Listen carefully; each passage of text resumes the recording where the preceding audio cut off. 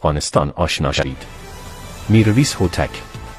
مدت حکومت از 79 تا 715 میلادی.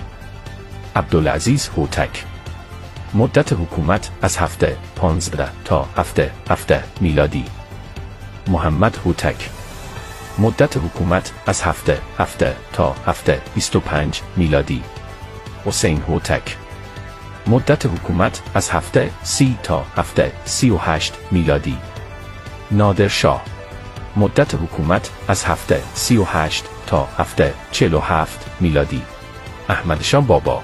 مدت حکومت از 747 تا 772 میلادی. تیمور شاه دورانی.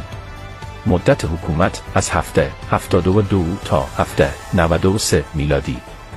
زمان شاه دورانی. مدت حکومت از 793 تا 801 میلادی.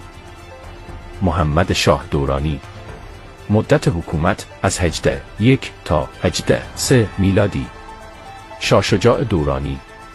مدت حکومت از 803 تا 809 میلادی. دوره دوم محمد شاه دورانی. مدت حکومت از 809 تا 818 میلادی. علی شاه دورانی. مدت حکومت از 818 تا 819 میلادی. ایوب شاه دورانی. مدت حکومت از 819 تا 823 میلادی. دوست محمد خان. مدت حکومت از 823 تا 839 میلادی. دوره دوم شاه شجاع دورانی. مدت حکومت از 839 تا 842 میلادی. وزیر اکبر خان. مدت حکومت از 842 تا 845 میلادی. دوره دوم دوست محمد خان. مدت حکومت از 845 تا 863 میلادی. شیر علی خان. مدت حکومت از 863 تا 865 میلادی. محمد افضل خان. مدت حکومت از 865 تا 867 میلادی. محمد اعظم خان. مدت حکومت از 867 تا 868 میلادی. دوره دوم شیر علی خان. مدت حکومت از 868 تا 879 میلادی. محمد یعقوب خان. مدت حکومت از 879 تا 879 میلادی. ایوب خان. مدت حکومت از 879 تا 880 میلادی. عبدالرحمن خان. مدت حکومت از 880 تا 1901 میلادی. حبیب الله خان. مدت حکومت از 1901 تا 1919 میلادی. نصرالله خان. مدت حکومت 7 روز از 1919 تا 1919 میلادی. امان الله خان. مدت حکومت از 1919 تا 1929 میلادی. عنایت الله خان. مدت حکومت 4 روز از 1929 تا 1929 میلادی. حبیب الله. مدت حکومت از 1929 تا 1929 میلادی. علی احمد خان.